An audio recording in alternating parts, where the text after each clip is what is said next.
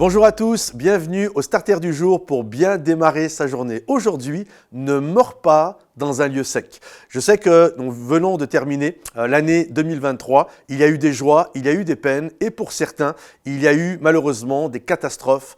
C'est la vie, il y a des joies, il y a des peines, il y a des succès, il y a des échecs et je sais que ça peut être extrêmement douloureux et ça peut nous empêcher d'aller saisir tout ce que Dieu a pour nous en 2024. Et j'aimerais aujourd'hui t'encourager. Pleure ce que tu dois pleurer et va de l'avant afin de saisir tout ce que Dieu a prévu pour toi. Lorsque Abraham a été appelé, il était dans une ville qui s'appelle Charan, qui est un lieu qui symbolise le lieu desséché. Et Dieu l'a appelé à cet endroit et il va l'amener en Canaan, là où coule le lait et le miel, avec plusieurs promesses, dont celle d'avoir un pays, celle d'avoir un enfant avec une descendance et que toutes les nations de la terre seront bénies à travers lui. Et ce qui est intéressant, j'ai lu plusieurs commentateurs qui expliquaient qu'à la base, Abraham ne vient pas de Charan, il vient de Ur en Chaldée.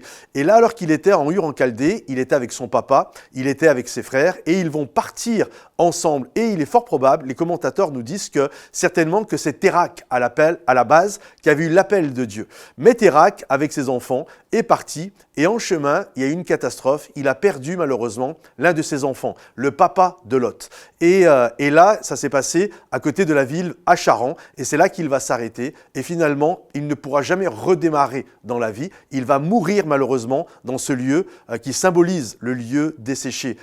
Littéralement, Térak va mourir à Charan. Et c'est là, dans ce lieu desséché, que Dieu maintenant, de nouveau, va refaire retentir son appel en appelant Abraham à quitter ce lieu pour aller saisir le pays promis. Alors aujourd'hui, mon ami, j'aimerais t'encourager en te disant, en t'encourageant, oui, en 2023, peut-être tu as perdu des choses dans ta vie qui ont amené un sentiment où tu te retrouves complètement abattu, complètement désemparé et j'aimerais vraiment te pousser à ne pas mourir en 2023. 2023, pour certains, c'est Charan, c'est l'année du décès où tu as été desséché. Ne mords pas à Charan, ne mords pas dans le lieu du petit fruit, mais va de l'avant, va saisir tout ce que Dieu a pour toi en 2024 parce que je crois qu'il y a un Canaan qui t'appelle, je crois qu'il y a un endroit où il y a les promesses de Dieu qui t'attendent. Alors ne meurs pas dans un lieu sec et va saisir ce que Dieu a pour toi. Si ce message t'a béni, pense à le liker, le partager et le commenter.